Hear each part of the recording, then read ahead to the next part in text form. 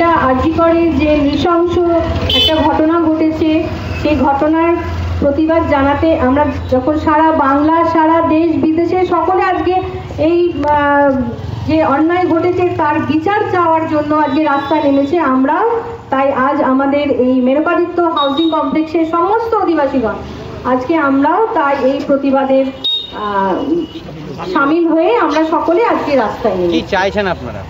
আমরা চাইছি যে সঠিক তদন্ত হোক এবং যে আসল দোষী সে শাস্তি পায়, এবং এই তাতে যদি একটু সময় লাগে তদন্ততে সেটা হোক, কিন্তু যেন আসল দোষী শাস্তি পায়, আসল দোষীরাই যেন শাস্তি পায়, আমরা এটাই চাই। এবং এই দাবিতেই আমরা আজকে আমাদের সকল আবাসিক বৃন্দ সকলে আমরা আজকে রাস্তায় নেমেছি।